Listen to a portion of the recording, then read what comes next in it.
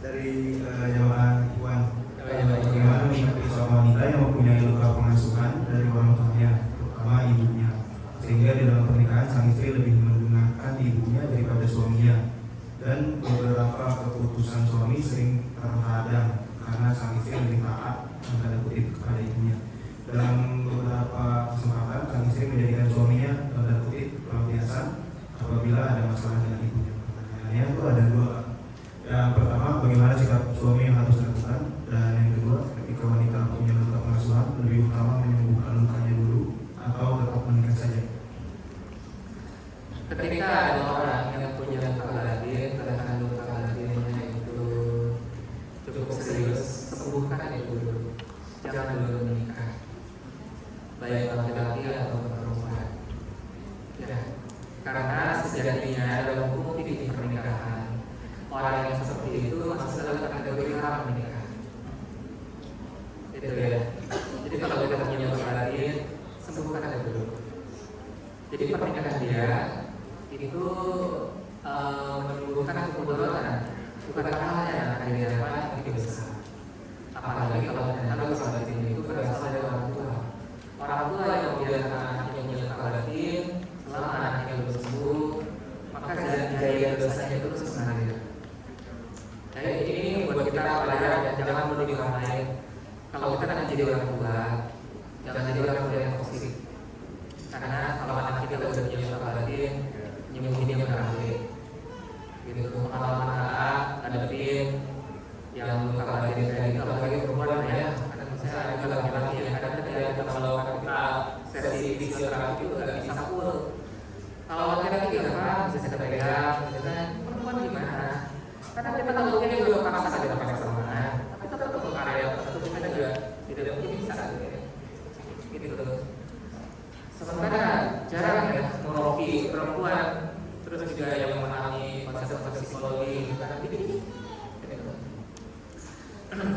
Jadi itu tadi punya luka batin atau gangguan dalam mentalitas itu harus disembuhkan dulu, karena secara hukum fikih kita itu dilarang, haram hukumnya. Nah teman-teman di sini ya baik gimana teman-teman, kalau kita merasa emosi kita labil, gampang naik turun, tiba-tiba terbangun malam hari pas lagi tidur, itu indikator. Ya, tidur susahnya, kayak gitu kan ya. Itu indikator bahwa sebenarnya mungkin kita punya luka batin. Kita kan merasa kayak biasa aja. Gitu ya. Kalau sesuatu itu kan perlu kita sembuhkan dulu. Gitu kan. Ya, itu perlu kita sembuhkan dulu. Jangan mengharap pernikahan yang akan menolong kita. Sementara hukum fikih kita sudah berkata bahwa itu pernikahan haram. Kayak gitu. Ya selesai. Ya, jadi jangan sampai kita mengorbankan orang lain untuk sesuatu yang kayak ini ya, itu kan egois sebenarnya. Apalagi kalau kita ada di posisi orang tua, kalau kita merasa kita punya anak yang kurang bagus akhlaknya, beresin dulu, jangan mengorbankan anak orang. Udahlah, biar kita sama orang ini, itu kan ya. Jadi benar ya. Dosanya gede itu. Pertama dosa anak kita sendiri, kedua dosa mantu. Kita kan kadang-kadang cuma awalnya anak udah rasa sama orang tua, kita suka lupa orang tua udah rasa sama anak. Padahal dosanya juga bisa jadi gede. Nah gitu ya, banyak sekali ada orang tua yang cuma soal gitu kan. Ya, kalau bantu anak saya gini, paling males. Iya bu, pak, tapi jangan lupa ya bapak ibu kan cari diri sendiri dulu. Nah kayak gitu. Kan orang tua suka gampang mendingan anak mereka sendiri yang lebih benar sehat. Anak aku kan berasal dari mana? Mayoritas berasal dari pasar orang tua juga. Kayak gitu. Gitu ya. Jadi kadang-kadang itulah gitu. Sebagai orang tua kita suka lupa gitu dengan semuanya. Apalagi udah sampai kayak punya anak guru, udah masuk pesantren gitu ya. Buang anak gitu namanya. Pesantren itu tempat untuk ilmu, bukan buat tempat buang anak. Akhirnya imbasnya apa coba? Lulusan pesantren jadi anak kurang bentuknya. Karena orang-orang merasa anak-anaknya jelek, masukin pesantren, bawa anak. Tapi ini kalau itu anaknya jadi benar-benar semua.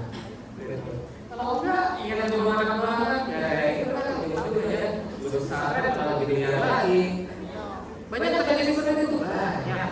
Buktinya dari sekian banyak pesantren yang berhasil mencetak ulama dikit, ya kan? Karena mayoritas orang masuk ke pesantren buat dua anak, bukan buat anak itu menjadi ahli. Ini menjadi kegiatan dasar pribadi karena itu sebuah fenomena di masyarakat ya. Jadi agak emosional juga dikit, kayak gitu. Nah, yang berikutnya kita kembali lagi masalah yang tadi, gitu kan? Ini poin. Tapi kalau sudah terlanjur gimana? Sudah terlanjur menikah, nah, gitu kan ya? Gimana nih? Ya, sebelum kita mengarah pada bab yang lebih serius tentang itu, kalau di sini ini kan dia yang katanya Iwan ya, kan dia berbicara di sini. Maka kalau dia memang ingin berusaha mempertahankan pernikahan tersebut, banyak hal yang harus dia selesaikan, gitu kan? Pertama pelajari pasangannya itu kategori luka batinnya itu ke arah mana, itu ya. Karena luka batin, kalau orang sudah punya luka batin, itu penyakitnya bisa macam-macam, ya. Bahkan bisa sampai bipolar dan skizofrenia. Kayak gimana? Itu ya. Lebih parahnya lagi, ada orang untuk yang bipolar dan skizofrenia itu kadang minum obatnya itu bisa sampai seumur hidup, teman-teman. Gitu ya. Dan kita jangan menganggap remeh hal tersebut, apalagi kalau sudah menikah. Treatment itu wajib. Karena tidak bisa kita hanya mengambil maksudnya kayak gini. Doa wajib, ikhtiar wajib juga. Ikhtiar kita memang harus pakai antidepresan, itu wajib. Karena kadang ada orang yang merasa, oh saya udah capek minum obat, gitu kan ya. Untuk kayak gini bisa kali gitu kan. Lalu saya udah sebulan ini nggak ngerasa kayak gitu. Ada saat dia melepaskan itu semua obatnya itu ya, maka kondisi mentalitasnya mungkin bisa jatuh berkali-kali lipat buruknya, kayak gitu. Jadi dia sudah, ketika memang sudah sembuh, apa yang benar yang harus dilihat kan? Untuk kita mengurangi obat antidepresan itu kan harus pakai resep dokter ya. Tidak pakai resep kita, kayak gitu. Jadi banyak orang yang skizofrenia, yang kemarin beberapa kali ditangani perempuan, akhirnya berada bunuh diri cuma karena dia pengen melepas obatnya. Cuma lepas obat 3 bulan langsung bunuh diri. Berhijab, gitu. Bahkan hijabnya lebar. Pakai cadar juga, kayak gitu kan, bunuh diri itu kan ya, itu karena dia punya. Jadi jangan pernah ada orang-orang yang supaya rapi seperti itu, mereka bebas dari yang namanya luka batin dan juga tadi ya hal seperti itu ya. Jangan. Kalau memang kita sudah punya situ, apalagi tadi ya sudah menikah, lakukan treatment. Karena ketika kita tidak melakukan treatment, kita sedang menzalimi orang lain. Jangan egois kalau jadi orang.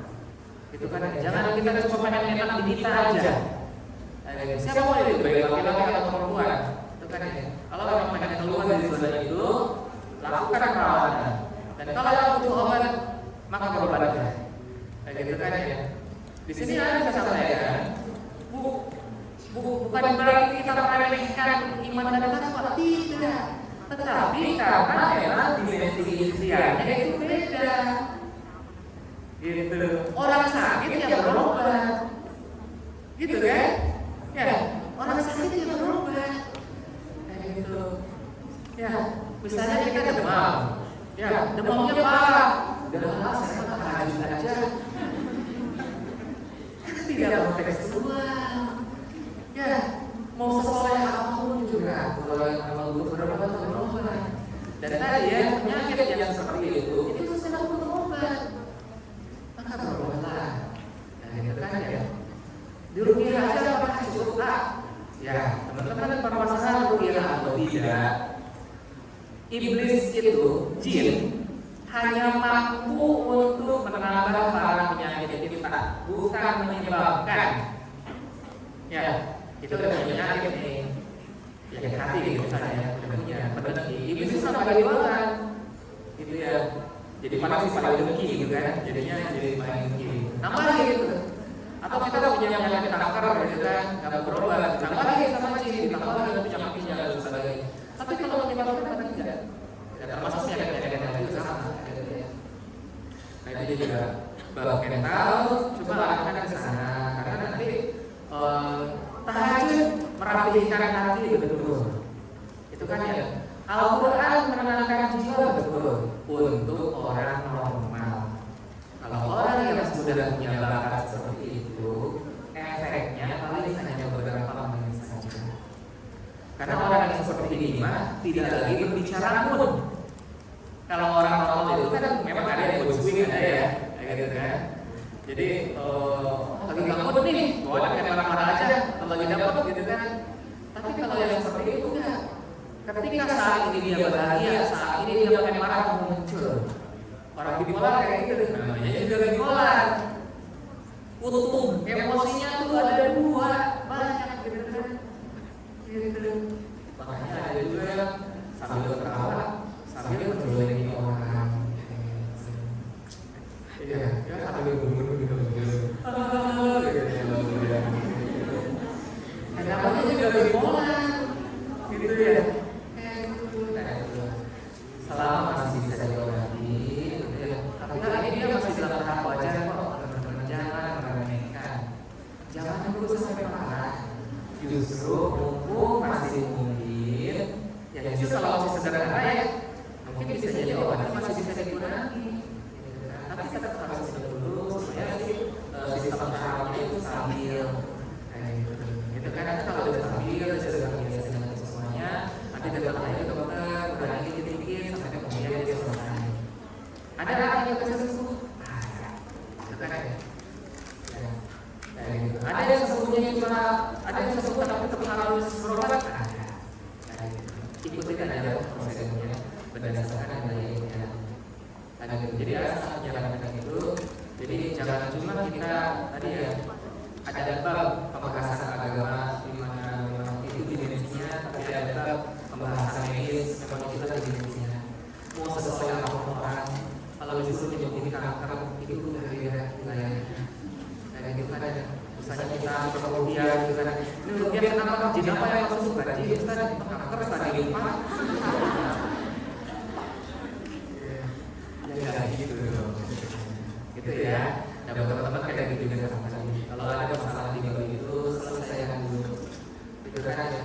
Tapi kalau pacar saya atau calon saya bersedia menerima saya apa adanya, kalau kita sayang sama dia, izinkan diri kita untuk menyelesaikan masalah itu. Jangan sampai cuma dia sayang sama kita, tapi kita nggak sayang sama dia. Kita menyakiti dia terus. Zolim gitu.